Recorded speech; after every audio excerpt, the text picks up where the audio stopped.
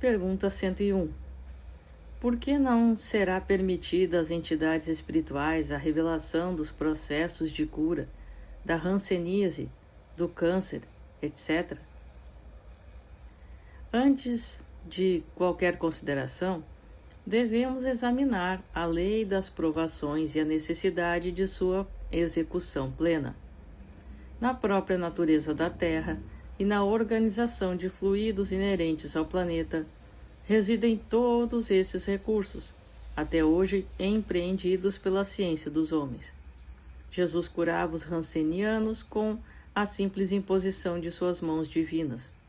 O plano espiritual não pode quebrar o ritmo das leis do esforço próprio, como a direção de uma escola não pode decifrar os problemas relativos à evolução de seus discípulos.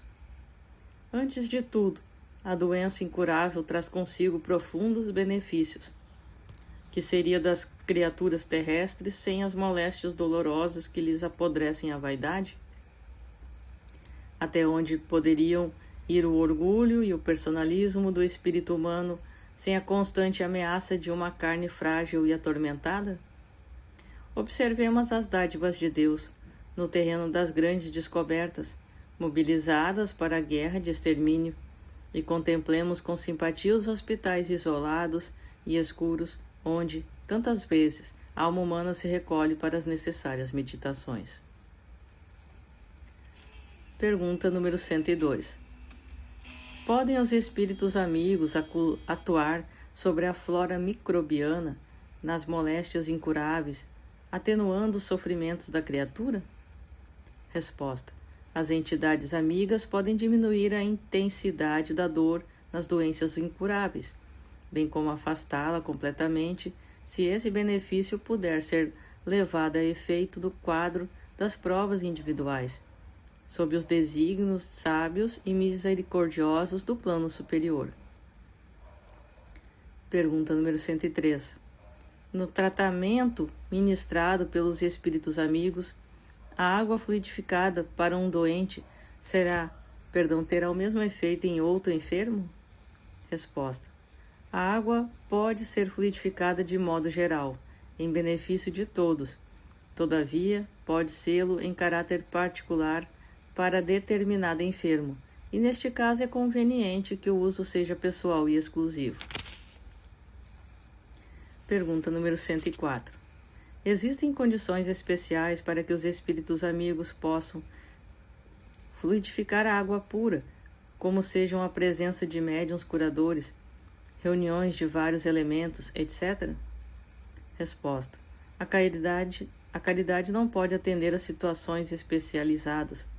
A presença de médiuns curadores, bem como as reuniões especiais, de modo algum podem constituir o preço do benefício aos doentes, porquanto o recurso dos guias espirituais nessa esfera de ação podem independer do concurso medianímico, considerando o problema dos méritos individuais. Pergunta número 105. O fato de um guia espiritual receitar para determinado enfermo é sinal infalível de que o doente terá de curar-se? Resposta. O guia espiritual é também um irmão e um amigo, que nunca ferirá as vossas mais queridas esperanças, aconselhando o uso de uma substância medicamentosa. Alvitrando essa ou aquela providência, ele cooperará para as melhoras de um enfermo e, se possível, para o pleno restabelecimento de sua saúde física, mas não poderá modificar a lei das provações ou os desígnios supremos dos planos superiores. Na hipótese da desencarnação, porque, dentro da lei, somente Deus, seu Criador, pode dispensar. Pergunta número 106. A eutanásia é um bem nos casos de moléstia incurável? Resposta. O homem não tem o direito de praticar a eutanásia, em caso algum, ainda que a mesma seja a demonstração aparente de medida benfazeja.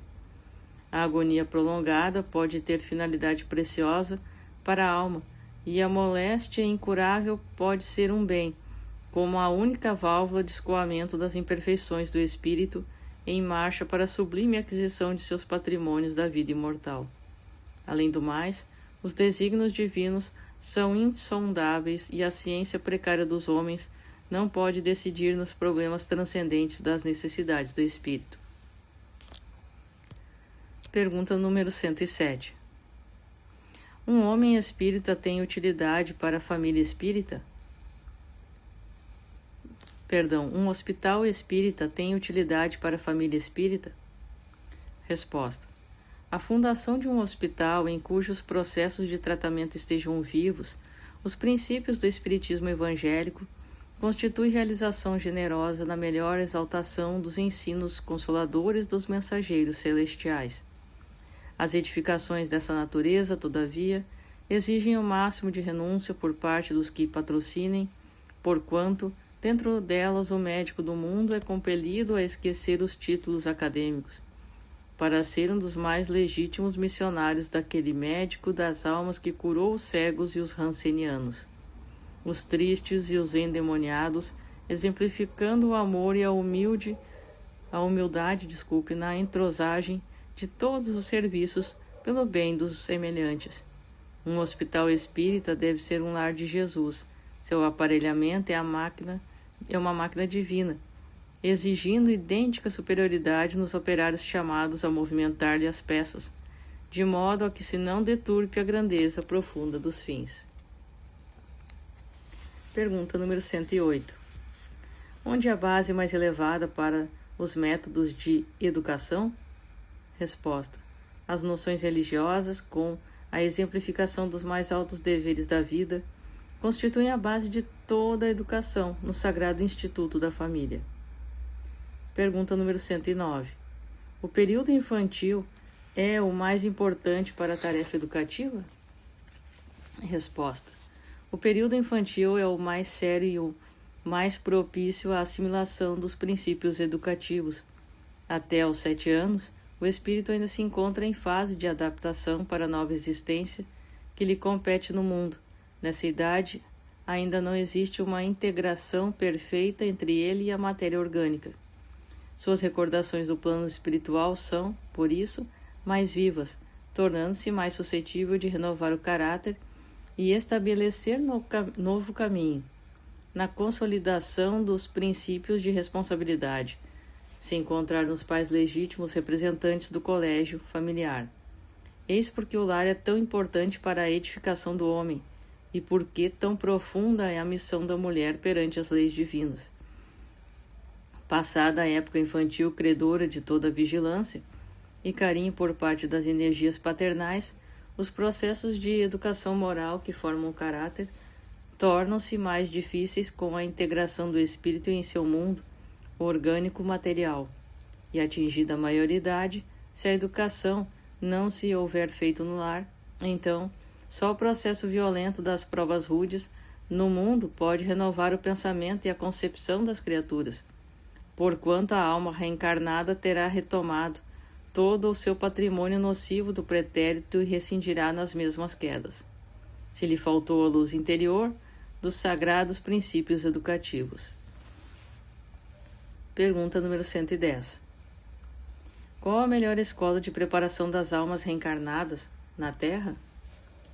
A melhor escola ainda é o lar, onde a criatura deve receber as bases do sentimento e do caráter.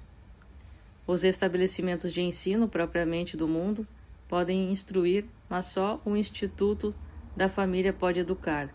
É por essa razão que a universidade poderá fazer o cidadão, mas somente o lar pode edificar o homem.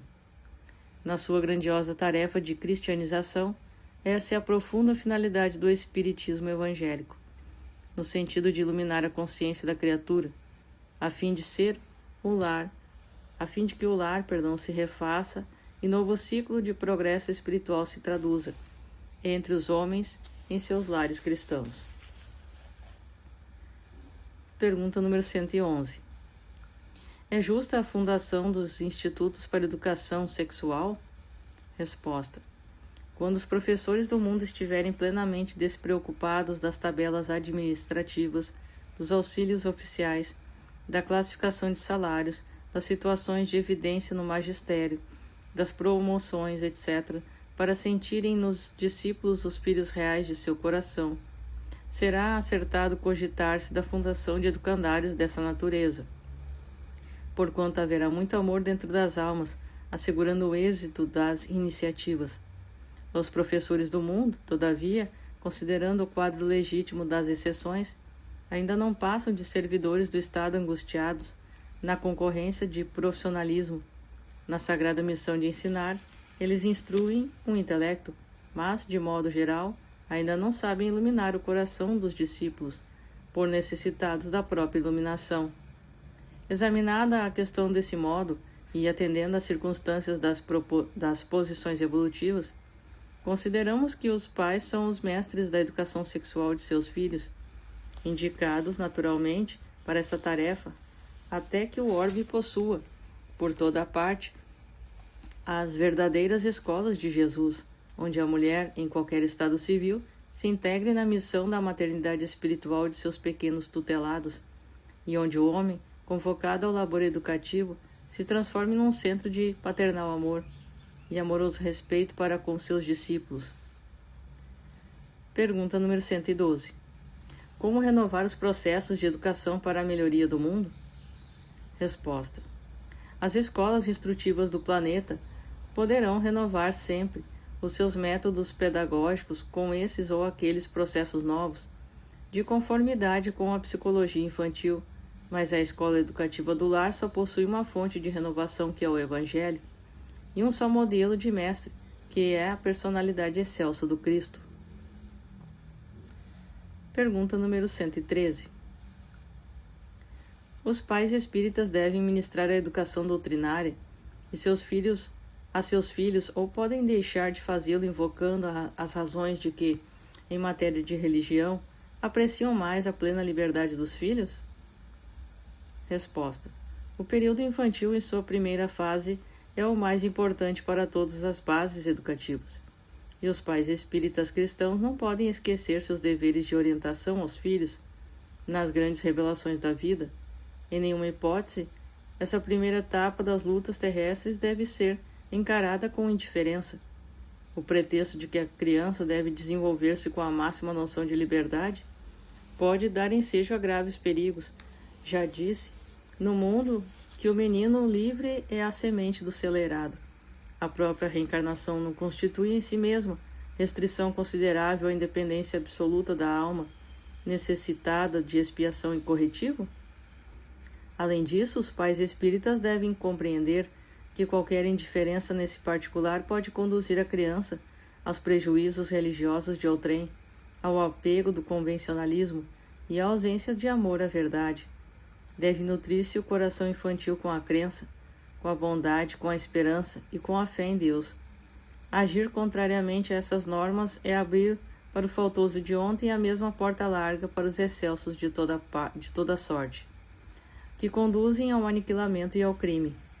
Os pais espíritas devem compreender essa característica de suas obrigações sagradas, entendendo que o lar não se fez para a contemplação egoística da espécie, mas sim para o santuário onde por vezes se exige a renúncia e o sacrifício de uma existência inteira. Pergunta número 114. A economia deve ser dirigida? No que se refere à técnica da produção, a necessidade da repartição e os processos de consumo, é mais que justa a direção da economia. Porém, nesse sentido, todo o excesso político que prejudica a harmonia da lei das trocas, de que o progresso depende inteiramente, é um erro condenável, com graves consequências para toda a estrutura do organismo coletivo. Tais excessos deram causa aos sistemas autárquicos de governo da atualidade, onde perecem todos os ideais de justiça econômica e de fraternidade, em virtude dos erros da visão do mau nacionalismo. A vida depende de trocas incessantes e toda restrição a esses elevados princípios de harmonia é uma passagem para a destruição revolucionária, onde se invertem todos os valores da vida. Que a economia seja dirigida, mas que as paixões políticas não penetrem os seus domínios de equilíbrio e reciprocidade, porquanto, na sua influência nefasta, o bastar-se a si mesmo é a ideologia sinistra, da ambição e do egoísmo, onde o fermento da guerra encontra o clima apropriado para suas manifestações de violência e extermínio.